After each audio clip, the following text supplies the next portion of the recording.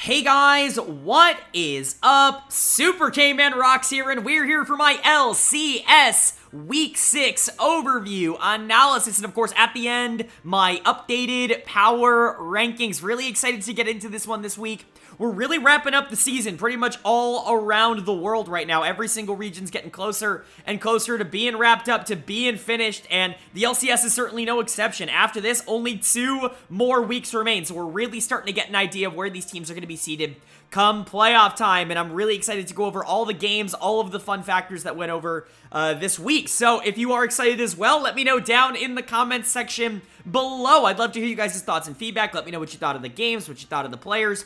Of course, in this video, if you are new, what we're going to be doing is going through all 10 LCS games across both days, talking about what I liked from each team, what I did not like from each team, my player of the game, my dud of the game, and then, of course, at the end, I will be giving you my updated power rankings after 6 weeks of games, as well as my player of the week and my dud of the week. So I hope you guys are excited. I know I am, but without further ado, let's go ahead and jump right into the coverage of the games, kicking off with day number 1. And our first game of day number 1 was a matchup between Counter, Logic Gaming, and FlyQuest. Definitely an intriguing matchup. CLG, one of those teams that just feels like they can beat anybody, but also lose to anybody on any given day. That really is kind of just the team that they are at this point.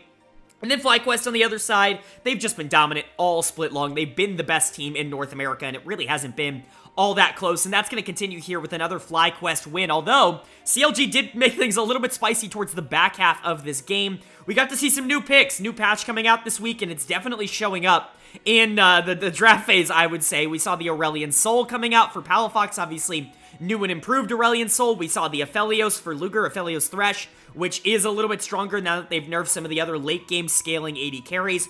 Lee Sin is back in meta. We've seen that a lot in the LPL as of recent, so definitely some interesting picks kind of coming out, and CLG just throwing stuff at the wall to see what works, and it almost worked for them. Now, that's despite the fact that FlyQuest had a terrific early game. I mean, they dominated the first 20-25 minutes of this game. They were really the better team, and a lot of that was off of my player of the game, Spica in the jungle, who just was phenomenal on the Vi. We always talk about it. The Vi pick is something that I'm a little bit hesitant to say that teams should go for, because you really do kind of have to be the better team to be able to pull it off. You have to be able to consistently generate leads in the early game, or else that champion is just not going to be all that relevant towards the mid part of that game. Luckily for FlyQuest, Spica is having a phenomenal year, and he was really good. Some really good macro calls in the mid game. Obviously, that fight around Rift Herald, a lot of people are going to point to that as the place that FlyQuest got their huge lead, but it was a lot of minor things up until that point that really gave them a lot of tempo to be able to make that play in the first place, and I think a lot of that you can put on Spica. For my money, I know this isn't like the most popular opinion, Spica's been the best jungler in North America in 2023. I know that FlyQuest has been dominant in a lot of areas, and for me, of all people, I'm usually not the type to say, like, oh, best team, best player, right? But just watching on tape, Spica has been the best jungler in 2023, and I don't think it's been particularly close.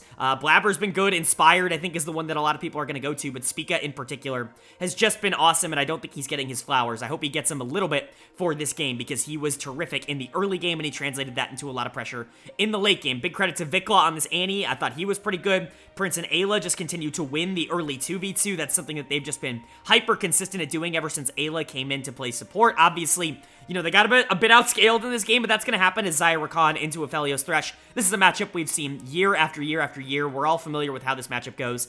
You're going to be able to win early as the Xayah, so long as you're able to, you know, pressure accordingly. But, you know, Luger hit a point in this game where he was doing a lot of damage. Credit to him, but that's not to take away from Prince and Ayla. I thought, you know, the supporting cast for FlyQuest played really well, but this really was about Spica. It was about his Vi engages, and it was about his pressure in the early game. So good job from Spica, and a good job from FlyQuest. But for CLG on the other side, honestly, this game was kind of close, and a lot of that was due to the fact that Aurelion Sol really is kind of a busted champion right now. I would be surprised if this champion does not get perma-banned for the most part now that people are starting to realize how good he is. We'll talk about him a bit more as the week goes on, but this is the problem with this champion, is that he can be down like a lot of gold, which he was. He was down a lot of gold and a lot of pressure in the early game, but you hit that second item, and he's just executing people. And there's really not a lot you can do about it, even playing from ahead. Palafox was a monster in the late game here and made this a problem. I want to give credit to Luger and Poom as well, who I think actually played some of the late team fights really well. You know, a lot of people are talking about Luger's itemization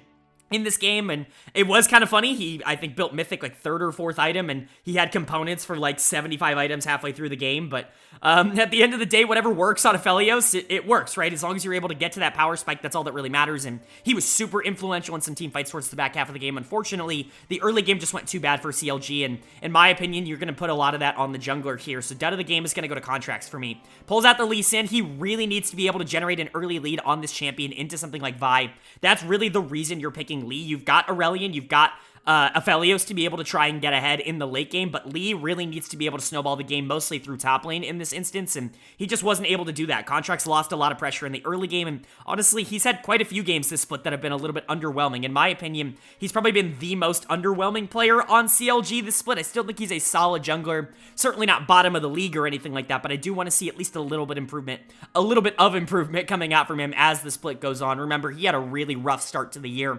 He's definitely picked it back up, ever since CLG has kind of gotten back on their win streak, but there was a couple of games, especially in like week 2 when I gave him dud of the week, where he was just not very good, and unfortunately, that's just what you're going to get with Contracts. Some weeks are going to be good, some weeks are going to be bad, but he was going into one of, if not the best jungler in the league right now, and so I'm going to cut him a little bit of slack. Like I said, Palafox played really well, especially towards the back half.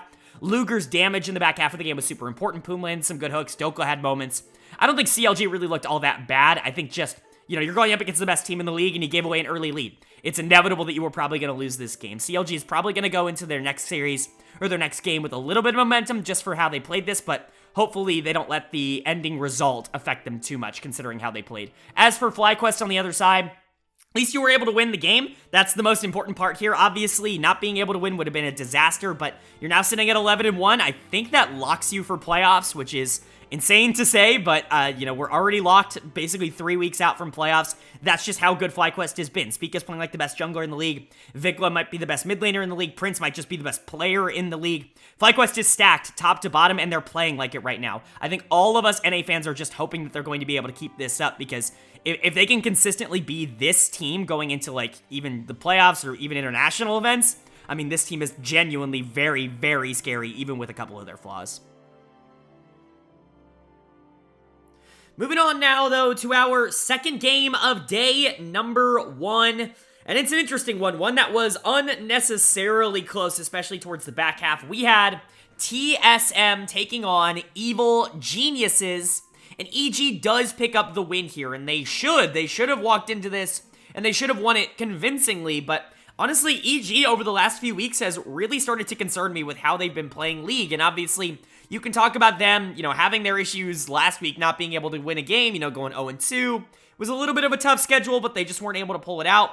But even in their wins, like especially over the past month or so, it just doesn't feel like this team has a very good grasp of the mid game, and I'll talk about that a bit when I get more into what exactly happened in this game. But at the very least, they were able to pick up the win here, which is super important. If they would have lost this, I would have been pretty much completely out on this team as a top contender at that point, because really, they had not shown a lot that leads me to believe that they should be in the last few weeks anyways, but at the very least, they were able to pick up a nice win here. My player of the game, no surprise, is going to go to Jojo Pune. He was really good in this game, which is really funny to say because, honestly, I've been very low on how Jojo has been able to play the year so far. He's had some really good games for Evil Geniuses. He's also had some really bad games for EG and some really bad weeks in particular. Last week was really bad for Jojo in their 0-2 week. He just was quite poor for them in both games. I would argue the worst player in the league. That's why he got my Dud of the Week award last week, but much better, much nicer bounce back, I'd say, overall for Evil Geniuses and for Jojo in this one. It just seems to be kind of a pattern with this team that either FBI, Vulcan, and Inspired play well, or Jojo Pune plays well, and that definitely seems to be a trend that continued this week. Luckily, mid lane is a super important role in the game right now, so Jojo playing well definitely mattered, especially on something like the Akali once we got towards the back half of the game. Definitely deserved player of the game, but I'm just hoping he's going to be able to keep up these good performances rather than the bad ones. He's got some of the most player of the game awards in the LCS this year. He's also got some of the most dud of the game awards in the LCS this year, so definitely some things he needs to work through, but the consistency that he kind of started to develop over the course of summer 2022 just does not feel to have carried over into 2023 so far. I do want to give a nice shout out to Vulcan as well, though. I thought he was relatively good on the Thresh in this game. Some really good engages here. Basically a 2v4 in the mid lane between Jojo and Vulcan that gets Jojo a quadra kill. A lot of credit's going to go to JoJo, rightfully so. He played that really well in the Akali, but Vulcan's got to get a lot of credit for his Thresh play in that as well. Without him there, that Quadra just simply does not happen. A fantastic, I think, 3-man Flay in that fight that really keeps it alive. Those two, I think, were really, really solid. Everybody else, like they had good-ish games. Inspired had a good early game, I would say, on the Sejuani. He really got ahead of Boogie, and for the most part, just out-jungled him in this game, but he didn't really do anything towards the back half. The Sedge certainly wasn't important in the team fights. FBI, I wanted to see a lot more out of, especially when we got later in this game on the Aphelios, and then someday just eventually got outscaled on a champion like Renekton, so not a lot you can do there, but credit to JoJo, credit to Vulcan.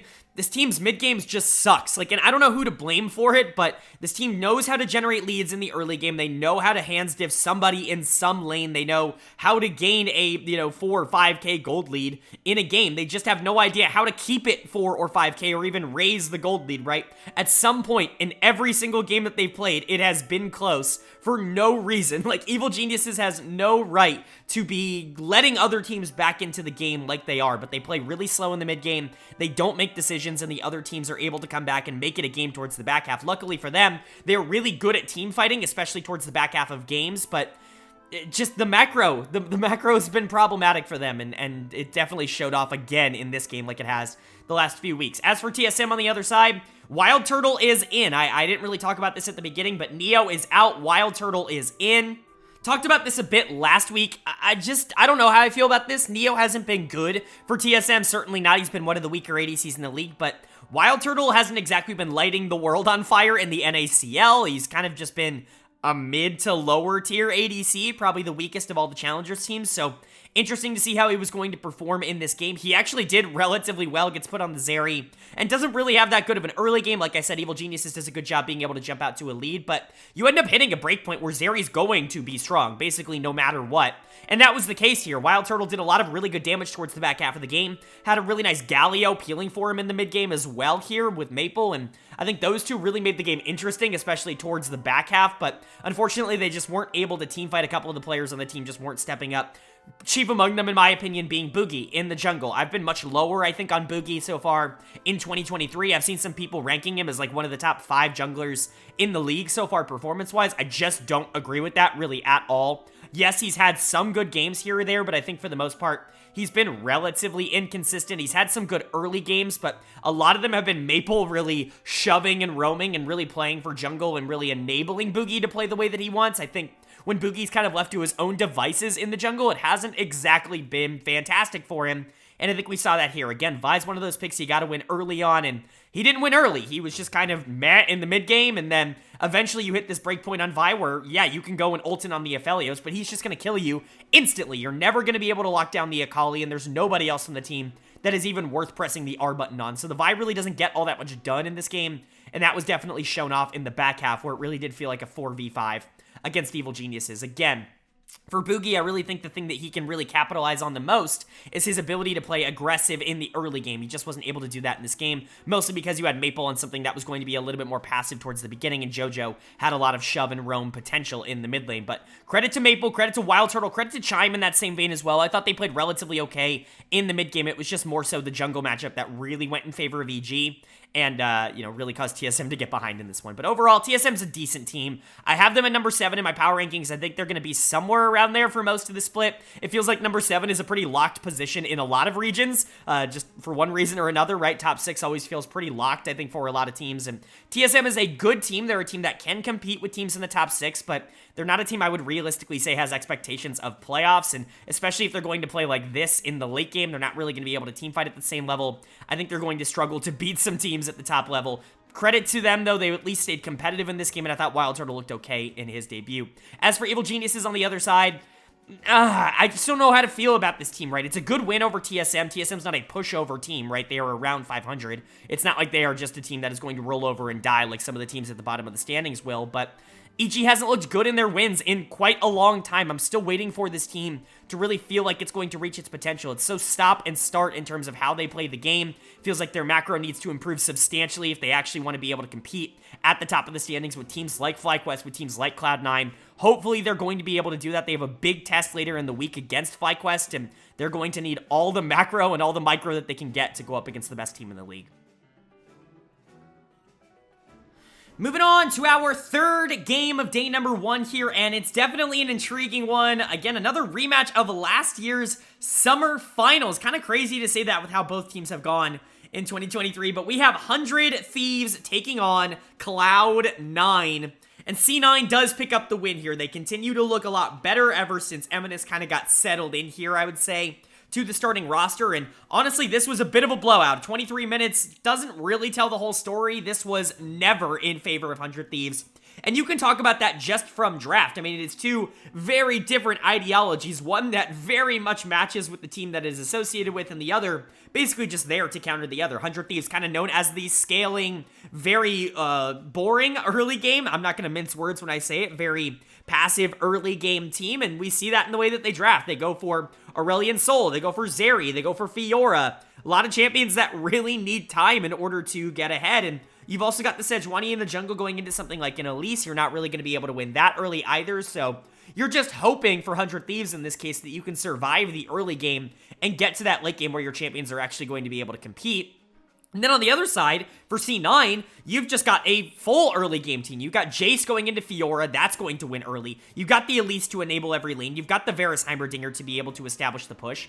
And you've got the Yone to be able to try and punish this A-Soul who has very low mobility, especially levels 1, 2, and 3, right? If you're not going to be taking that dash early in the game, it's very difficult to actually deal with, you know, a champion like Yone, especially if you've got an Elise there that's going to be CCing you as well. And so overall, like, Cloud9, very good idea here. 100 Thieves known for that late game ideology. Let's take advantage of it early, and they executed on it well. My player of the game is going to go to Blabber in the jungle. I think you could very reasonably give this to a few people, but Blabber, to me, was just everywhere on the map, making play after play after play. Not that Closer had a particularly awful game. I think he at least tried to salvage the situation, which is more than I can say for what Closer has been able to do most of the time in 2023, but Blabber, I thought, looked really, really solid. These are the kinds of performances that I want to see out of what I consider to be the best jungler in North America. Blabber has the ability to take over any game. We know that against any opponent, and it's just kind of been a little bit more on the top and the bot and the mid lane throughout the year so far. I think Blabber has definitely taken more of a supportive role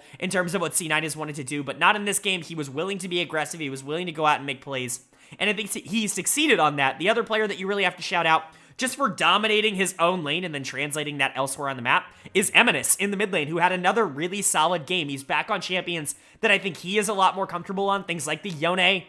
Obviously, he's always been really good at divers. That's what I would consider to be like his main thing. Champions like the Vex obviously come to mind when it comes to Eminus, but Yone definitely fits into that category as well. Something that can be aggressive in the mid game, something that can roam with the jungler, try to take these 2v2 or 3v3 or 4v4 skirmishes and just kind of scale the game out of control from that point. That's something that Eminus really likes to do, and Yone definitely fits that bill. I think pairing him up with a player like Blabber in the jungle is a very good style matchup for that particular part of the game.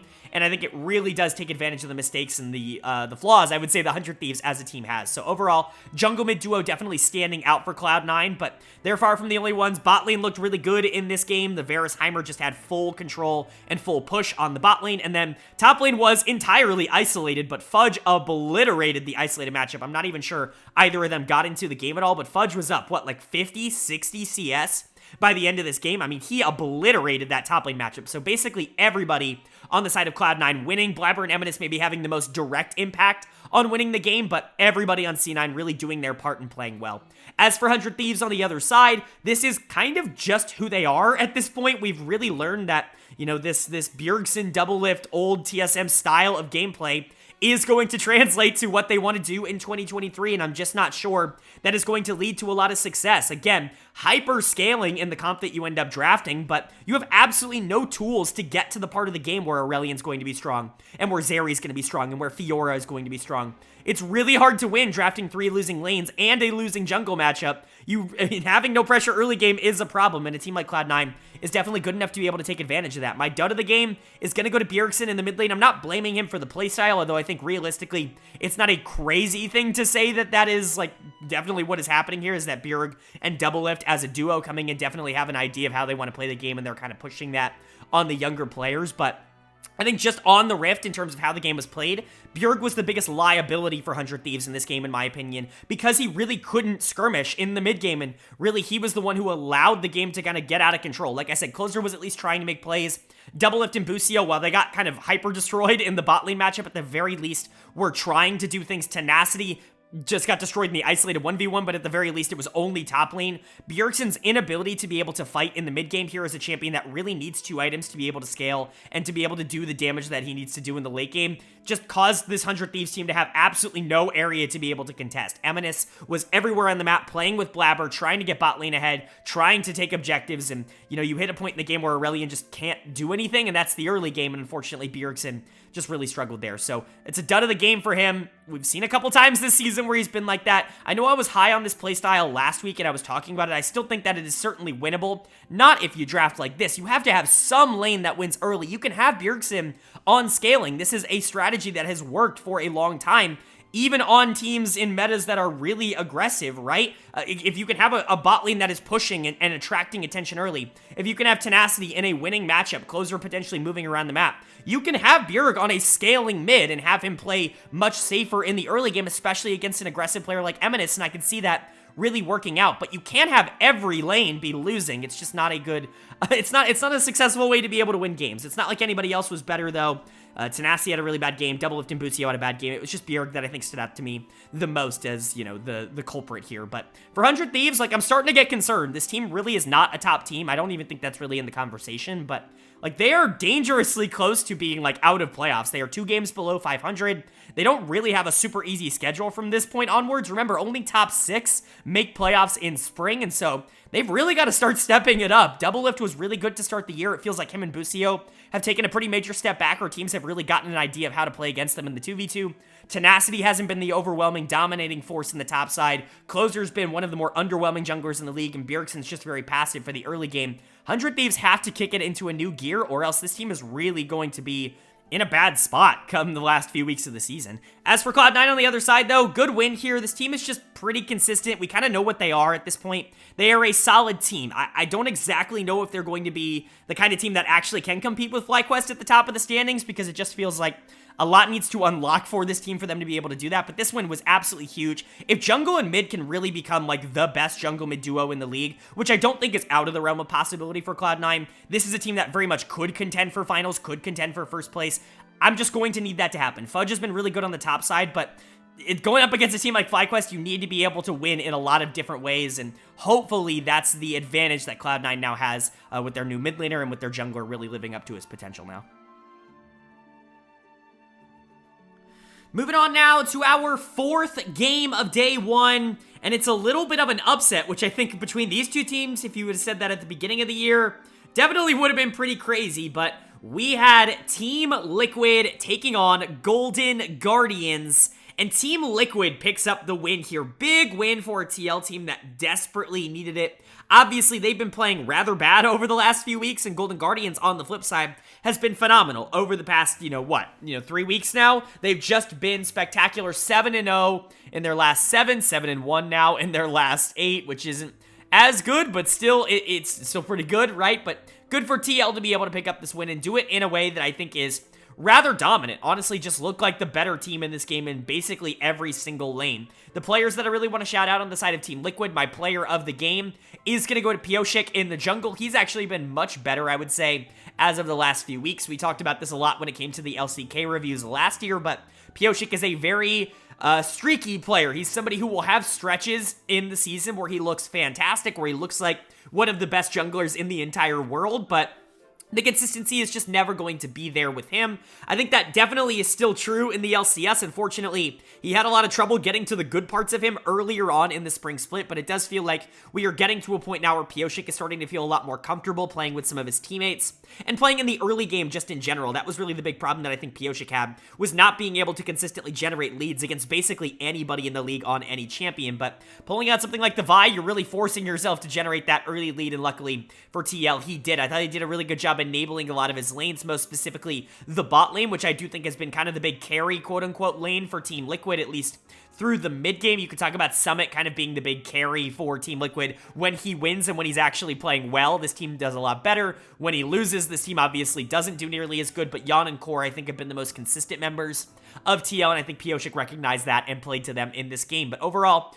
good showing from Pioshik. Really happy to see him playing at least a little bit better as of recent. I'm just hoping that he can keep it up. Everybody who follows the channel knows I love Pioshik as a person, so really would be excited to see him do well as a player here in NA. But you know, already talked about it a bit, but gotta give credit to the bot lane. They are off of Lucian Nami. First of all, hallelujah. This team has pretty much exclusively played Lucian Nami over the first part of the season. And, you know, if you follow a lot of my other region coverage, you'll know I'm a lot lower on that lane now, especially after the nerfs. It very much feels like you have to generate a pretty substantial lead early in the game in order for that champion to be even remotely relevant towards the back half. And teams at this level just don't consistently give over those kinds of leads that you're going to need to make that scale. And so Yan and Core finally jumping onto something else. The Varus we've seen picked up very, very, very frequently across the world. Rakan, I think, is going to be rising in popularity over the course of this patch. I think he is very good, probably the best support outside of Ashe, in my opinion. I mean, unless you're looking at, like, the combos, in which case, you know, it's always like that. But Rakan, I think, is pretty underrated, and they really played it well in this series. Obviously, Core, really good at a champion like Rakan, is going to be able to go in, get those engages off, be able to dash back out, play on the edge of range really well.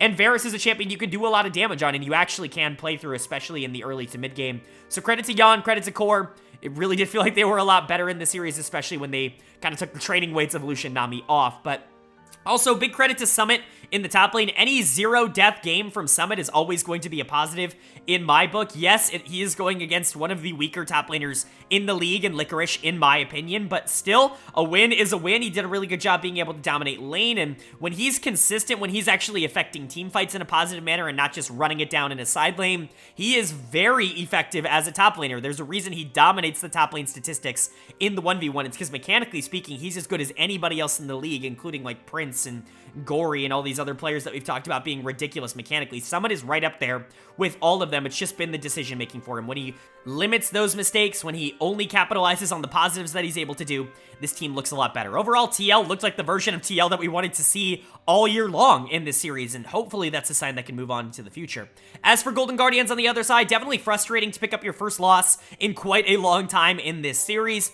You didn't play particularly well, and that is a little bit concerning. I would say TL is one of those teams that losing to, it could be worse, right? TL, at least on paper, is incredibly talented, and the top side of the map is very inconsistent, but when they do play well, they are a very scary side of the map.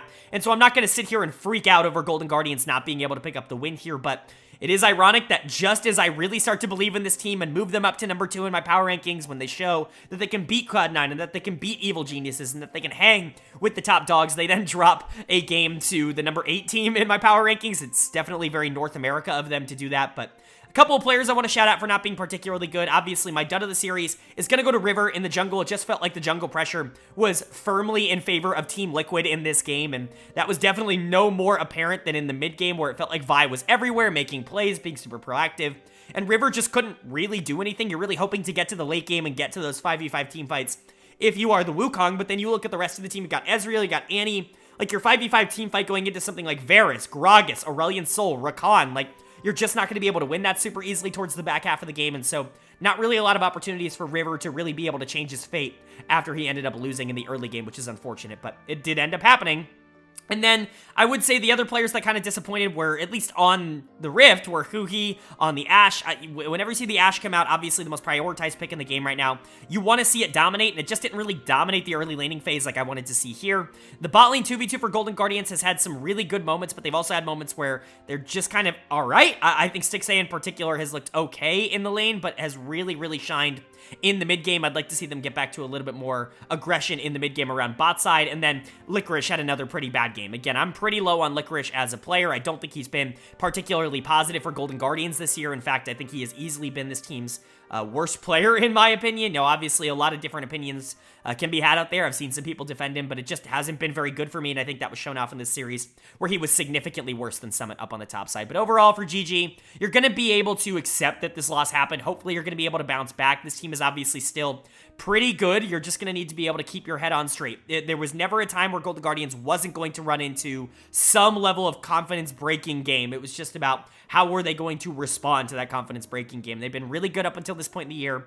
I think the real test really starts now for them. As for Team Liquid, hopefully this is a sign of good things, of you getting back on track. This is a team that has no business being as bad as they have been over the beginning part of the year. The top side was really good in this game, and that's really what is going to matter. Bot lane has actually been really consistently solid for Team Liquid over the course of the year so far. Harry, while not being majorly dominant, at the very least can win on a team. If Summit and Pyosha can play up to their potential, up to their skill level, this team can definitely still get top 6. I mean, it is definitely still within the cards for them, and it's definitely on the table. It's just going to take a lot of consistency, and I'm just not exactly sure that's something I'm willing to bet on for Team Liquid right now. And that's going to bring us to our final game of day number 1 here in week 6 of the LCS.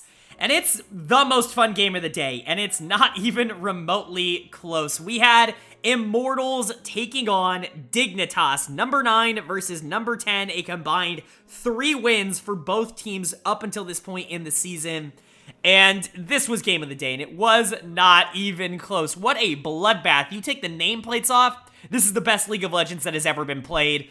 I want every game to be like this. Why can't every game be like this? But Immortals is able to come out on top. Unfortunately, Dignitas not able to grab their second win of the season here. Still looking like the 10th place team in the league, but at the very least looking like a fun 10th place team, and definitely looking more competitive than they did earlier on in the year. I think bringing Tomo in at AD carry has definitely reinvigorated a lot of the team. He plays with aggression, with no fear, and I think it definitely shows in a game like this. But let's talk about Immortals. First and foremost, they actually have a roster substitution to talk about. Blaze Olive is out. It seems like he will be out at the very least for the rest of spring. I'm not sure if that will continue into summer, but it looks like he's taken some time off from pro.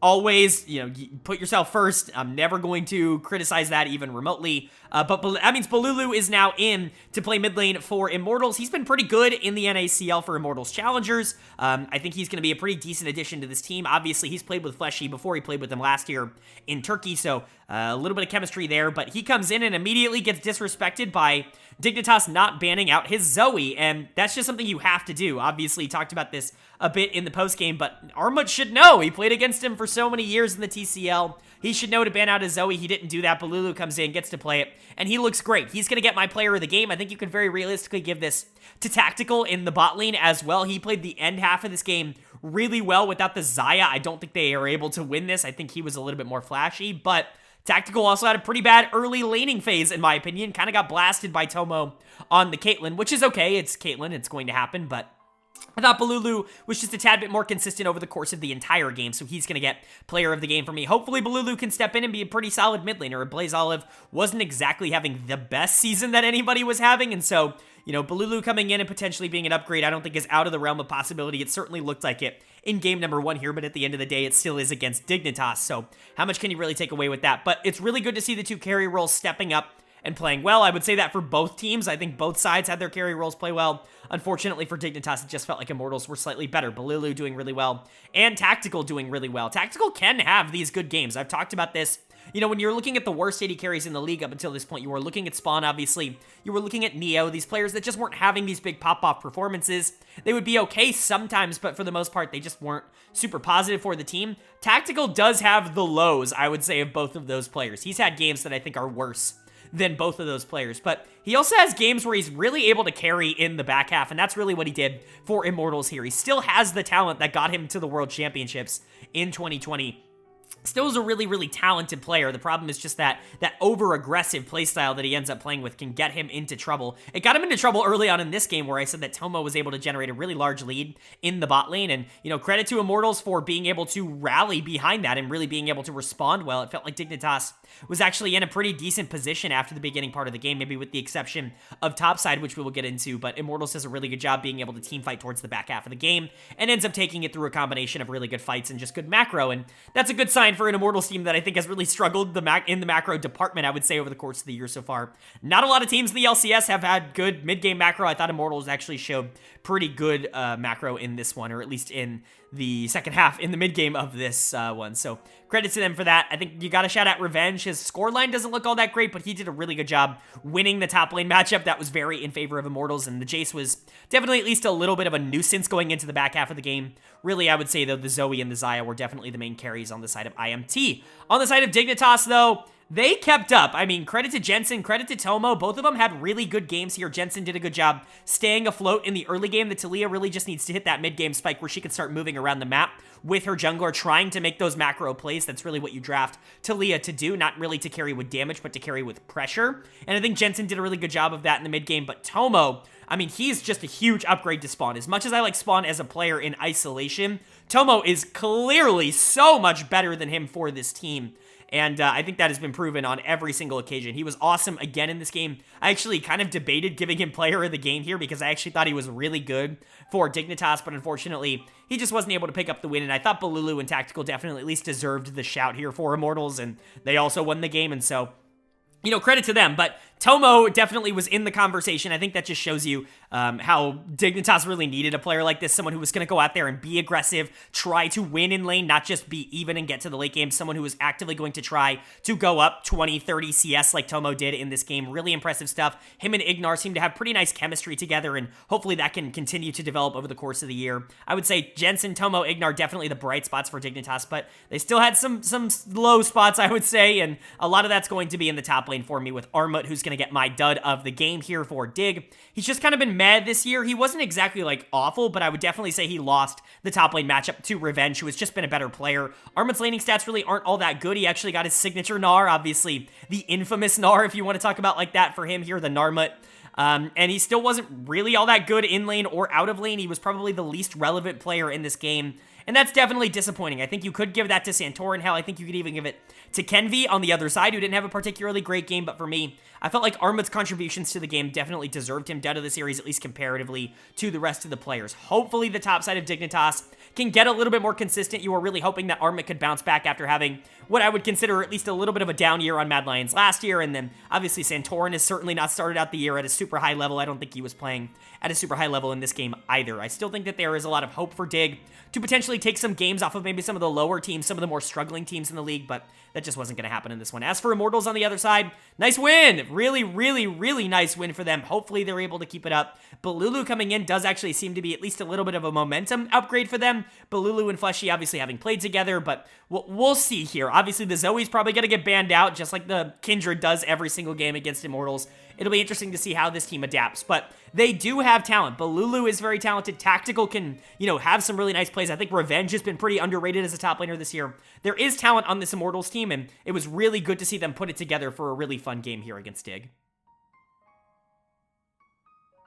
Now moving on to day number 2 here in week 6 of the LCS, and we kicked off day 2 with a really interesting matchup. Two teams that are really trying to vie for a couple of those final playoff spots right now. We had Counter Logic Gaming taking on 100 Thieves, and CLG picks up the win here. 100 Thieves continue their pretty big losing streak. I'm not privy to the details, but I think it's 1-7 in their last 8. Which is just about as bad as you can possibly get right now for a team that is now 5-8. That is really disastrous, and we'll talk about them in a bit and what is going wrong with them. But for CLG, good win here. You continue to be a strong 500 team. That really does feel to be the identity of this team. It's kind of what we expected going into the year. They're able to take down the teams that are struggling but aren't necessarily in that same conversation as some of the teams that are maybe looking to compete for number 1 or number 2 in the region. They are solid, maybe not fantastic, right? But at least in this game, they looked fantastic. And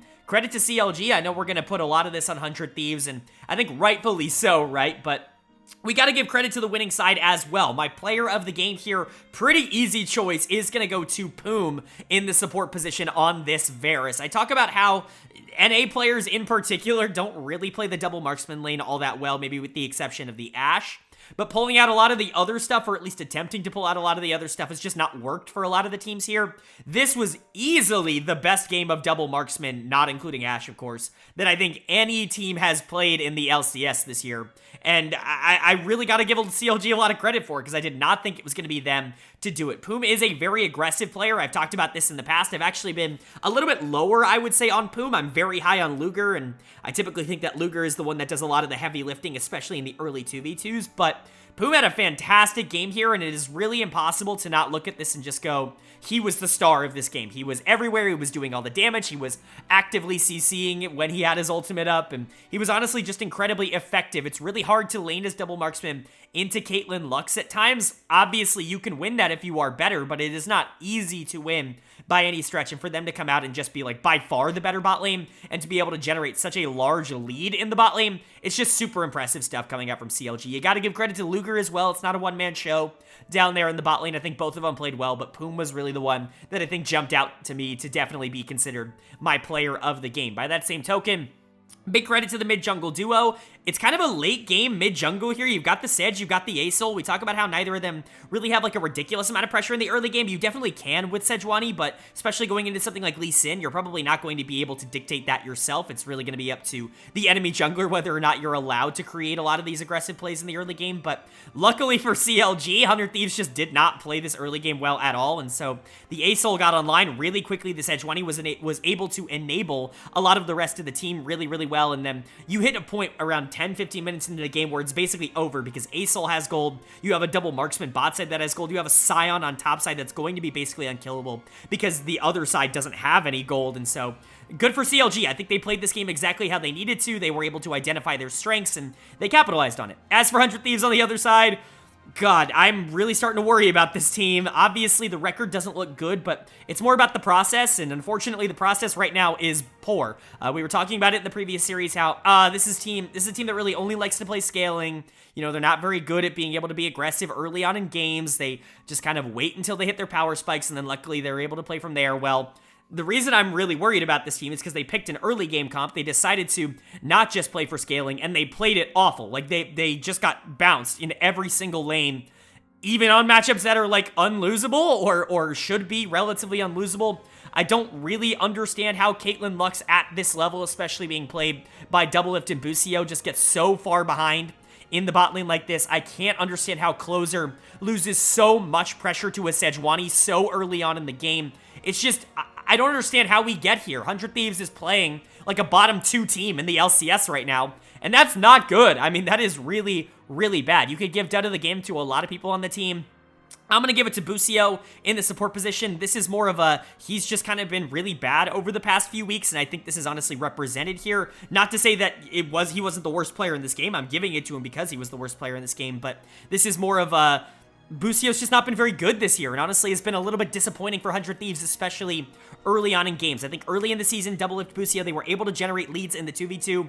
On this big losing streak, the last 8 or 9 games that they've played, they've just not been able to do that really at all. This bot lane has fallen off really hard in the mid part of the spring split, and it's really concerning because that's what they were winning a lot of their games through in the early part. Doublelift was on MVP pace, and he's really, I mean, completely and utterly cooled off here, and I guess you could say the same for 100 Thieves, but the problem is that the rest of the team was already kind of underperforming. We were talking about that, where Doublelift, Busio, Tenacity had some games at the beginning of the year that was looking alright, but this jungle mid duo has just simply never worked as a duo. They do not play on the same page ever at any point, and it's super noticeable in series like this where the enemy does play on the same page. CLG very much is a unit, so to see Closer and Bjergsen just never really be on the same page on how they want to play the game, it is definitely very noticeable. Closer has legitimately been like a bottom 3 jungler in the LCS this year. Bjergsen's on a giant cold streak as well. Nobody on 100T is actually playing well right now, and that is super concerning. I had this team at number 5 because I just assumed that eventually they were going to be able to take on some of the mid-tier teams in the league and get their confidence back, but right now, with the way they're playing, I'm not even entirely sure that is going to happen. There is a real possibility that this team now sitting at 5 and 8 is not top 6 in spring. If this team misses playoffs, like, that is a massive disappointment and massive, massive letdown for a team that really has spent a lot of money and had a lot of expectations going into the year. I can definitely say I was lower on them going into the year. You can check my preseason predictions for that, but even I did not expect them to underperform this much. I would say 100 Thieves really need to rebound like ASAP or they're going to be in real trouble missing the playoffs. And then for CLG, this team looks solid. They're not like a beast team. I still think top 4 feels pretty locked for me right now. The 4 best teams in the league do kind of feel like the 4 best teams in the league, but CLG can beat any of them. Like, truthfully, they have the ability to beat anyone in the top 4. I'm just not sure if I'm, really feeling them being consistent enough to be able to take one of those top 4 spots, but at the very least, they are solid, and they are consistent, and they are a unit, and I think that really counts for a lot in the LCS. where I think a lot of teams really fail to play together as a team. So for CLG, really like the direction they're going, even if they're not like the best team in the entire region.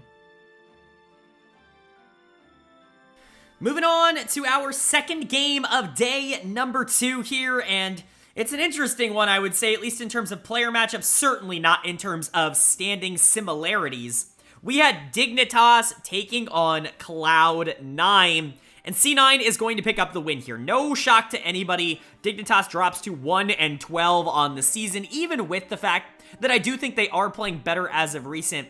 Losing to Immortals earlier this week, getting, you know, kind of just pretty heavily beaten by Cloud9 in this game. I really do think that they still have some major problems and some things that they still need to adjust. This isn't just become a top 6 team overnight. And while I do think that this game was kind of close, and Dignitas definitely did their job in trying to, you know, stay in this game, a couple of players playing really well, Cloud9 was definitely the better team in this one, and I think that showed off in the gameplay. Let's talk about it. First off, on the Cloud9 side, who was my player of the game? Well, that is going to go to Berserker in the AD carry role. He's been really good for Cloud9 since he joined. I mean, it's not really a shock for me to say that. Pretty much everybody knows that Berserker's had a really good couple of years, but it feels like, honestly, his 2023 is going a little bit better than 2022, which is kind of crazy to say. Obviously, he had the big pop-off moments, especially in playoffs, when Cloud9 really went on that run to be able to win the title in summer of last year. But we have to remember the regular season was good from Berserker, but I wouldn't necessarily consider him like the focal point for Cloud9 nearly as much as he is this year. I think this year is a little bit more bot lane focused, at least in terms of the regular season, and I think C9 has really adapted to that well. Obviously, we just talked about the ADC support, you know, kind of dynamic that's been going on, the double marksman bot lane. Sven, obviously, longtime AD carry. He can play the Kalista at a high level. It didn't necessarily matter too much in this game. I felt like Berserker's positioning was really strong, and the Kalista, you know, what you essentially pick her for is the safety that it offers you with the ultimate, and obviously the pressure early game, but that's just every marksman, right? Generally speaking, Kalista's early game doesn't need items or gold to be able to be super oppressive to play into, and that's a big reason why you pick her support as well. But it felt like Berserker was really taking over this game, and he definitely deserved player of the game. I know the scoreline doesn't necessarily show that off, but his impact on the game was way more than a 1-0-6 scoreline would ever tell you. The other players on the team that I think played well, Fudge in the top lane on this Cho'Gath. This was a really big top gap, and we'll get to that a bit more when we talk about Dignitas. That's kind of a recurring theme, I would say, overall for Dig over the course of the year, but Fudge was really good here. He's still on MVP level pace. Not exactly sure if he's leading that conversation. Obviously, Prince is going to be pretty hard to overtake, but Fudge was really good on the Cho'Gath pick here. I've talked about it for a little while. I think Cho'Gath is pretty underrated in the meta right now in terms of how good he is, in my opinion, compared to his pick rate. I think he's a champion that could rise in pick rate as the year goes on, as teams start to realize that he's pretty flexible up on the top side, but I understand why teams don't necessarily just want to always go to him. But in matchups like this, obviously, blind picking Cho'Gath is relatively fine. You see the Jace mid, you see the Gragas jungle. I mean, the Gragas, I guess, could go top, but you would destroy Gragas in the matchup. They end up going R5 Renekton. Obviously, I've got some major problems with that, but Renekton doesn't do particularly well into Cho'Gath either. I think Cho just has a really good, nice niche in the meta right now. And the stats that he offers and just the ability to execute late in games, even on, you know, Baron or Dragon or anything like that, I think is incredibly invaluable. And I think Cho is a champion I would expect to get more popular as the season goes on. But big credit to Fudge, Berserker, Sven. I thought Blabber was pretty good here too. Eminus has been solid in the mid lane. It's just nice to see Cloud9 have a little bit more of a team experience and a team win here, which is really what it felt like happened. As for Dignitas on the other side, a couple of members that I want to shout out continuing to be good. It's the same two members that I talked about earlier on in the week when they had that game against Immortals that was relatively close. It's Jensen in the mid lane, it's Tomo in the bot lane. Both of them have been really solid for Dignitas in the last few games ever since they picked up that first win. They are definitely the heart and soul and carries of this Dignitas team that is still really struggling to win games, but the problem is no matter how well they are playing in the early and mid game, the top side of the map has just been a disaster. My dud of the game is going to go to Armut again here. He was really bad on the Renekton, basically had no pressure into the Cho'Gath, and of course, you're going to get heavy outscaled, so if you fail to get that pressure in the early game, it really is like you feel that in the 1v1. But I can't sit here and say that it was just Armut's fault. I thought Santorin had another really bad game here. I've been pretty out on Santorin over the course of the year so far. I've talked about it at length. I think he has been, you know, just on the Rift, obviously not projecting into the future, but just what we've seen so far, the worst jungler in the LCS in 2023. He hasn't really had any good games. He's mostly just been, at best, not a problem, and in a lot of games, he really has been a problem. He loses pressure early, doesn't really seem to have very strong mid games. The team really stagnates there, and You know, the top side of the map has been an issue for Dignitas all year long. I know a lot of people are looking at Spawn saying, he's the problem. If you replace him with a competent AD carry, this team's going to start winning games. Well, you know, I pushed back on that narrative at the time, and I clearly look pretty good for pushing back on that narrative now, because look at this team. This team now has an AD carry that is playing super aggro, is trying to win lane, is actually being able to generate his own leads. Maybe not a ton in this game, but, you know, in general, their mid laners stepping up, Jensen's playing alright, and this team still can't win because Armut and Santorin are just not playing at a decent level right now. If this team even really wants to compete at all for, like, top 7, even at the very least, they need this top side to step up. They cannot continue to play like this and expect to win games. That really is just the truth. So Armut, Santorin definitely on the downward spiral, I would say, while Jensen and Tomo, and Ignar to an extent, I would say, are doing their best to keep Dignitas afloat at the moment. But for Cloud9 on the other side, they're good. I really don't know how to judge the top of the LCS. Like I said, the top of the LCS is very volatile right now. FlyQuest is number 1, that much I know, but outside of that, Golden Guardians beat the C9 team last week, but they looked really rough this week so far. Evil Geniuses has moments where they look really strong, and they tend to win games, but they don't really do it in dominating fashion by any stretch, and they certainly have their problems in the mid game. Cloud9 probably feels the most consistent of all of those teams, but I would wonder if they would have the same kind of upside. I really haven't seen the same kind of explosiveness and win potential that I've seen out of the other teams with Cloud9. It's just a big race for second place right now in the LCS, and even if Cloud9 is in the lead for it right now, it is certainly not a blowaway. I think with this game, at the very least, you're feeling good about the entire team feeling like a unit rather than one particular member carrying, and I do think that matters a lot in a region like North America, where the difference between these teams really isn't all that big. Moving on now to our third game of day number 2, and it is a top-of-the-table clash. Two teams that are in that upper quadrant, that upper 4 of teams in the LCS, and a little bit of an upset. We had FlyQuest taking on Evil Geniuses, and EG picking up the win here in 39 minutes. Big win for EG. Obviously, any win over FlyQuest is going to be absolutely massive. It's Fly's second loss of the year in 13 games. That's pretty good. That's a pretty good resume holder for EG to have, of course. Best of ones can make that just a little bit tricky, but still, nice win coming out from an Evil Geniuses team that I think really needed to solidify their spot. Now, this might legitimately be their best game in the last, like, month or so of the LCS. This is a team that, even though they've been winning relatively frequently, you know, excluding last week, they really haven't looked all that good doing it. They've certainly not looked good in the mid game. They've had advantages, and they've not really been able to keep them, and pretty much all of their games have been close going into the back half. I think lucky for them here, that really wasn't as much the case. They did a really good job being able to generate leads early through really smart drafting, and then obviously execution. You know, draft can be great, you still have to execute on it, and that's what EG did in the early game. And then they just kind of took their time to be able to finish out the game, but at the end of the day, they weren't making any of the major mistakes that I think they were making in previous weeks. This was one of their more complete games of the split, in my opinion. Then looking at player of the game, there are going to be a few options. I think that there are a couple, you know, ways you can go about this, but for me, it was a no-brainer. It's got to go to the Garen, baby. The first ever Garen in LCS history. It's going to go to Someday in the top lane. He's going to get player of the game for this performance. He was huge in this. I know we can talk about maybe the Garen, you know, narrative getting a little bit too hype. We've obviously seen it be incredibly efficient in the NACL. Moose Hater really dominating on it. He's not the only player to pull it out there. Concept, I know, has played it a bit on Golden Guardians challengers as well. You know, all of these top laners that are a little bit more known for their, I'll say, off-meta picks in NACL have been kind of trying it out. We've seen it in other regions as well. You know, the LEC played it a couple of weeks ago. There have been a couple instances, I think, of other regions picking it up because it actually is pretty good into something like Cassante. And we saw that here for EG. It's really cool to see the first Garen ever get pulled out, and it's even better to see it go deathless and win the game, and I think that's really awesome. Someday's been kind of meh, I would say, ever since coming over to EG. I certainly don't want to say that he's been bad, because I don't think he's been bad. His laning stats are really good, and I think he does have an impact on the game. I think it's just comparing him to a player like Impact, who ironically he went up against in this game, and, you know, obviously EG's former top laner, and saying, well, Impact's having a fantastic year over on FlyQuest. Maybe Someday's just not on that same level. I think it's unwise to underestimate what Someday is able to do when he is given resources. I just think that this team isn't necessarily willing to commit to him in the same way that a team like 100 Thieves was, especially towards the mid part of summer last year. I still think Someday is one of the top 3 top laners in the region. Obviously, Impact is in there as well, but Fudge, Impact, Someday do feel like the upper echelon of top laners in the LCS right now, and I think that they deserve to be kind of considered that trio, and Someday definitely deserves his spot after this game. I also want to give a big shout out to Inspired in the jungle.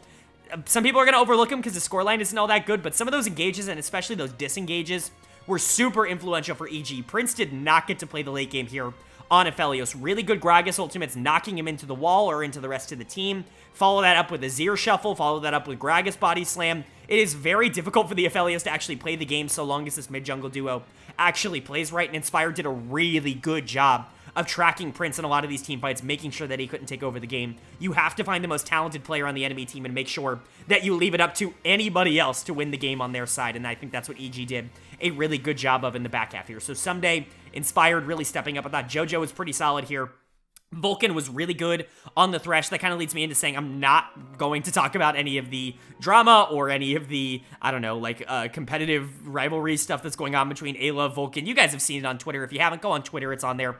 Other people can talk about it, but EG certainly winning this round. I thought everybody on the team played well, but most notably the top two players, Someday, Inspired, really impressed by their performances. Hopefully they can keep it up because I think they have honestly been underratedly inconsistent for EG. I know Inspired's getting a lot of praise right now, but he's had some bad moments too, we can't forget that. As for FlyQuest on the other side, definitely frustrating to lose your second game of the season like this, especially to a team that, while yes, they are incredibly talented. I talked about EG maybe being the most talented team in the league before the season started, at the very least in that conversation. Obviously, we couldn't have predicted Prince to come in and immediately be this, right? I mean, I guess we could have, but I didn't. And so, you know, EG, I think, has a real argument to be made that they're the second most talented team in the entire region, so it's not like the worst loss, but they aren't exactly in the best of form. FlyQuest really probably wanted to win this game. Unfortunately, my dud of the game is going to go to Ayla in the support position. He wasn't exactly atrocious in this game. The Lulu just had basically no impact. I think you could give this to quite a few players. You could, ironically, give this to Impact in the top lane. I think that makes a lot of sense. He kind of just lost the counterpick matchup to Garen and then really had no impact towards the back half of the game.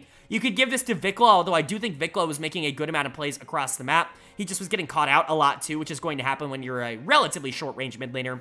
Prince had basically zero impact on the back half of the game, but I attribute that more to EG playing well than FlyQuest playing bad. And then Spica just kind of got out jungled by Inspired, especially in the early game. But overall, like, FlyQuest could have had worse losses. They didn't get utterly obliterated. They just kind of got outplayed in the early game and could never find their footing after a draft that kind of went wrong. And that's going to happen every once in a while. It's all really going to be about how this team bounces back. FlyQuest is still the best team in the league until they prove otherwise. One game is certainly not enough to convince me that FlyQuest is not on the same level that, you know, maybe some of these other teams are, right? They are the number one team. A best of one is not going to prove that to me otherwise until they get utterly destroyed.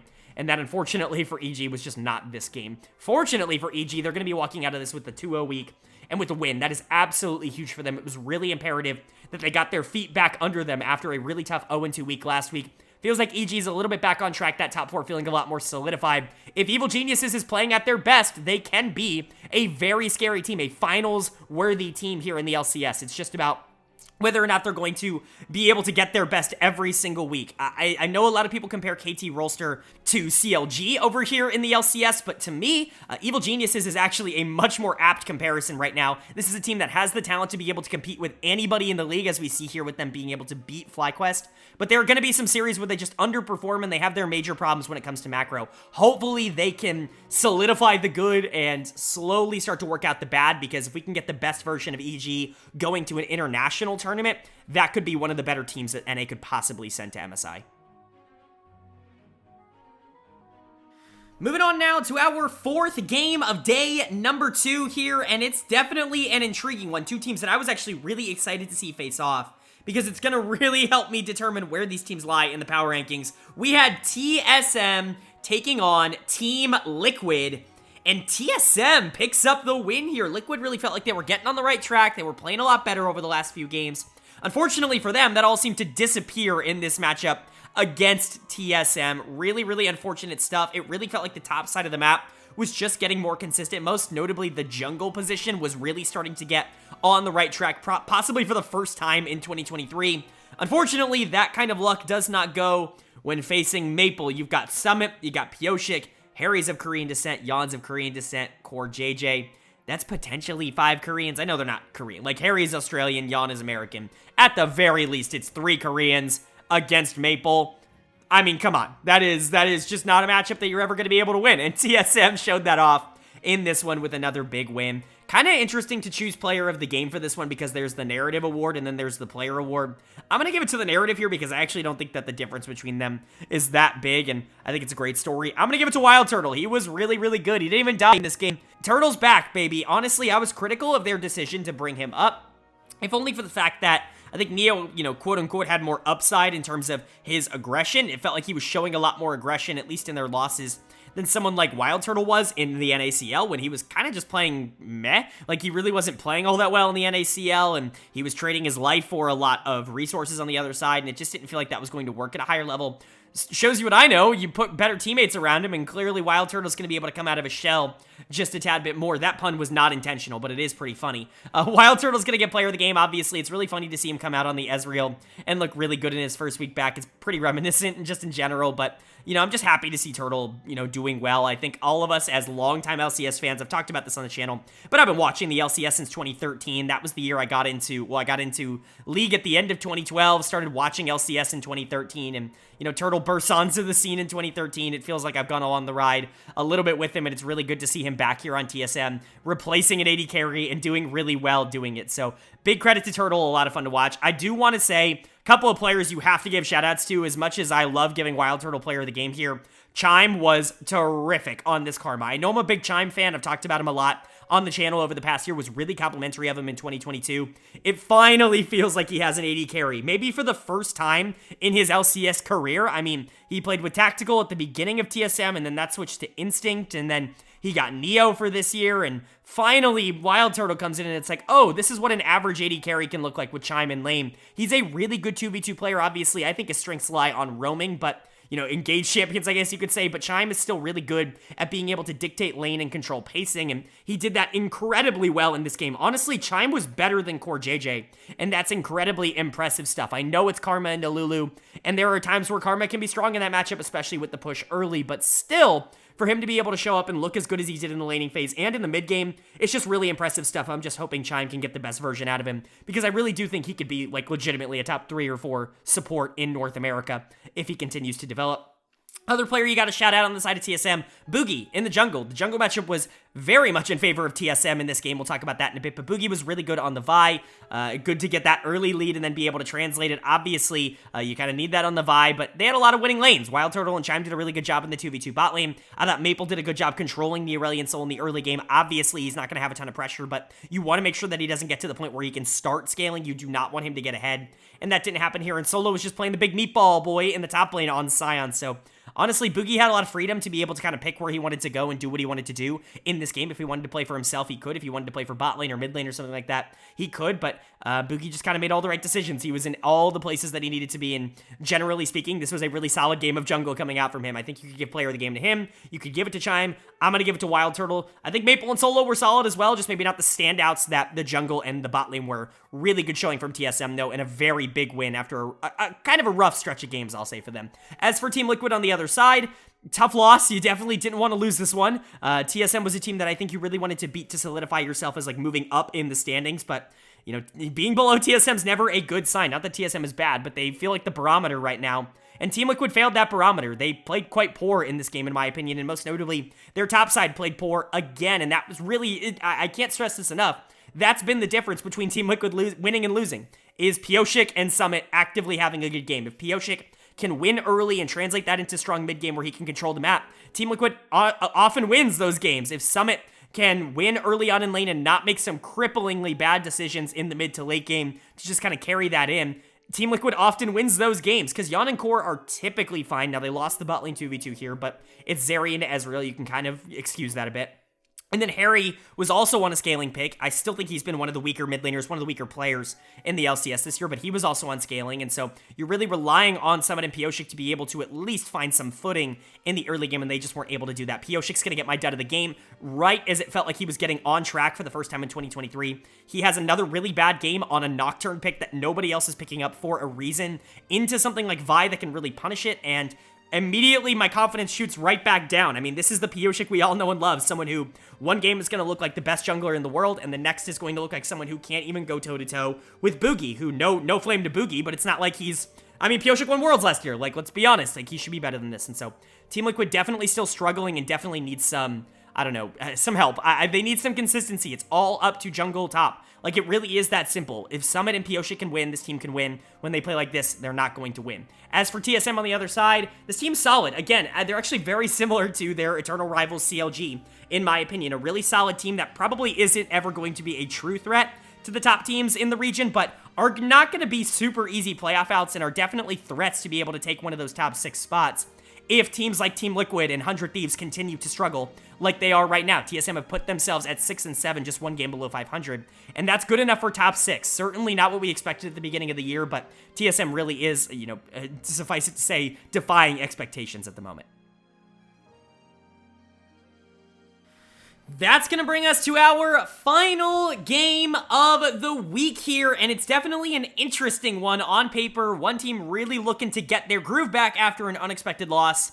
On day 1, we had Immortals taking on Golden Guardians, and GG does pick up the win here to kind of get their footing back after, you know, losing a game on day 1 that they really had no business losing. Immortals winning a game on day 1 that they had business winning, but at least they went out and did it anyways. It's good to see GG kind of bring it back. Although, I do have to point out, this was a close game. Like, this was not a blowout by any means. Golden Guardians definitely struggled a bit with an Immortals team that is looking, quite frankly, a lot better with their new mid laner in here in Balulu, who I think had a real case to be made as being the best player in this game. I really think that there was a real moment in time, especially watching this game, where I was like, man, Balulu deserves player of the game. Unfortunately, I just felt like River on the other side deserved it a little bit more, maybe just as much, probably about even. But Golden Guardians actually won the game, so I'm going to default to winning side here, and I'm going to give it to River. You guys know I wouldn't be afraid to give it to Balulu if I really did think he was the best performing member, but I felt like him and River played relatively similar, and River won the game. So, got to give it to River, but it's certainly no consolation prize to give it to River. I can't specify that enough. He was really good in this game on the Sejuani. River has had a fantastic split so far. He was great in spring of last year. We have to remember that. A Dignitas team that was really struggling in terms of talent. I thought that they were going to be the worst team in the league going into spring of last year talent-wise, and River definitely elevated the roster to look a lot better than it turns out they actually were. Obviously, fell off a bit in summer. It felt like some of the magic voodoo that he had just kind of fell away. Maybe some of the motivation that he had fell away. It didn't necessarily carry over into Golden Guardians either. The good success didn't really roll out until the beginning of this year, but it really does feel like him and Gory as a duo in that jungle mid are really good as a duo, and they bring out the best in each other, and that's never been more apparent than in this game, where I think they were definitely the driving forces for Golden Guardians. Yes, Stixay and Huhi I think have been really solid in the bot lane, but let's not forget River and Gory are the 2 best players on Golden Guardians, and that was shown here. Gory, like I said, also fantastic. Let's not take away from the fact that Gory was good just because Balulu on the other side was also really good for Immortals. You can have both mid laners performing at a high level, and that's what happened in this game. Gory did get off to a relatively weak start, was behind in lane. Balulu did a really good job generating leads, but his plays in the mid to late game were super influential. LeBlanc can obviously be a huge problem, and he was a big reason why that last fight ended up going as well as it did. He was a big reason why Tactical ended up getting blown up really early on into the fight, and Golden Guardians was able to take it and basically just win the game off of that. So credit to River, credit to Gory. They were the 2 best members of Golden Guardians in my opinion, but, you know, Licorice was all right in the top lane. Stixay and Huhi certainly weren't bad. I just think that this mid-jungle duo were definitely the standouts on that side. As for Immortals on the other team, good showing, honestly, especially considering you were going up against Golden Guardians, a team that has looked really good over the last couple of weeks. I know you weren't able to pick up the win, but you were hyper competitive in this game, and these are games you just weren't competitive in at the beginning of the split. Immortals definitely is a better team now than they were last week, and Balulu, I think, is a big reason for that. He was phenomenal in this game. He didn't get his Zoe. It was banned out. The respect was shown, but he still gets the Ahri, and he's really good on that champion as well, something that can, you know, be a high-pressure, high-impact champion early in games, but it's mostly known, again, for that shove and roam style that is going to try to be proactive alongside the jungler in the mid-game. Unfortunately for Balulu, his jungler wasn't so good in this one. Kenvi is going to get my dud of the game.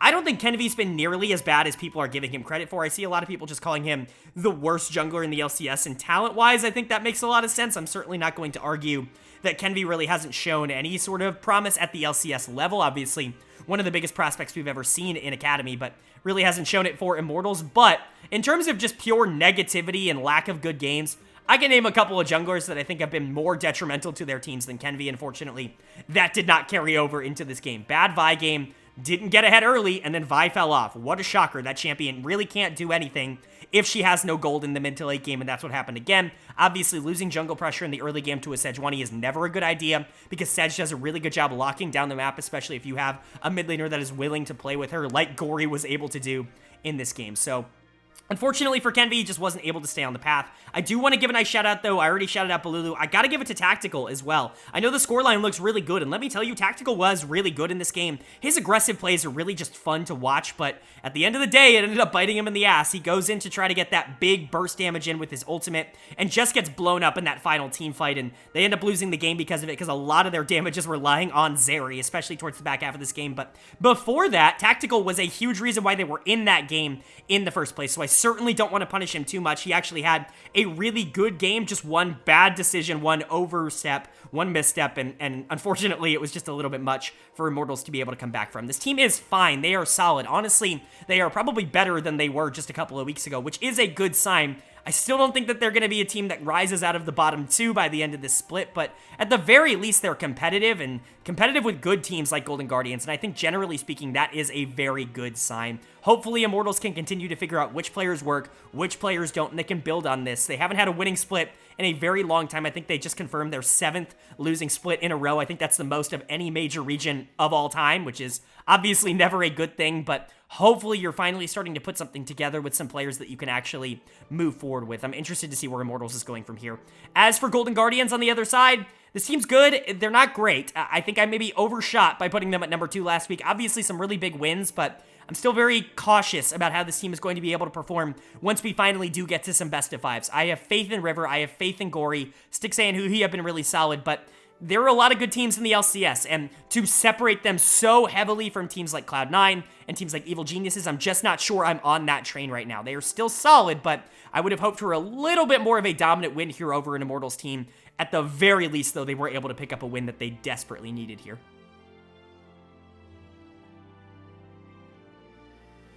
All right, that is going to do it for my LCS Week 6 overview and analysis of all 10 games across both days. Up on the screen now, you're going to see the updated LCS standings after Week 6. Number 1 to number 10. Any ties will just be broken alphabetically, of course. Not that many left at this point in the season, which is really good, but we're definitely getting close to playoff time. In the first column on the right, you're going to see my updated power rankings. In the second column, you're going to see how those have changed from last week to this week. Let's go over the risers and the followers. FlyQuest staying at 1. I know they lost, but at the end of the day, I still expect them to be the best team in the league, and it's just one game. But a change in the top 4. Golden Guardians goes from number 2 last week back down to number 4. I still think that they are a solid team, but if you ask me, honestly, right now, which teams I trust the most out of that grouping of 2, 3, and 4, which, by the way, I do think that is a little A-tier grouping in the LCS right now, I trust Cloud9 the most, I trust EG second, and I trust Golden Guardians third. I still think that they can win a lot of games, but I just want to be a little bit more hesitant than maybe I was last week,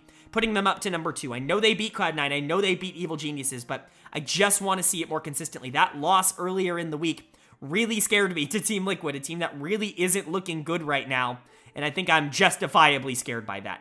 CLG is going to leapfrog 100 Thieves to go from number 5, and 100 Thieves is going to drop down to number 6. Some people are probably going to want 100 Thieves out of the top 6, but as it is right now, I would still expect that team to be able to rebound and eventually make it into playoffs over TSM. I think there is a real case in which TSM ends up making it. They're currently in that 6th place spot, but obviously it's only a 1-game difference. I would expect 100 Thieves to be able to end up taking that spot in the end if you ask me now. But Team Liquid, like Immortals, Dignitas, who are playing a lot better right now, I think definitely like that 5 to 10 range has never been as close this season as it is now. There is a real world in which Team Liquid ends up making that 6th seed. Obviously, I don't think Immortals or Dignitas are going to be able to do it, but there are real possibilities for these teams to be able to make it happen, and I wouldn't be entirely surprised. Basically, anybody in that range of 5 to 7 right now, CLG, TSM, 100 Thieves, Team Liquid, could all finish in any order, and I wouldn't really be shocked. This is just what I would predict. But that's going to be it for the power rankings. Let's go ahead and talk about my player of the week and my dud of the week.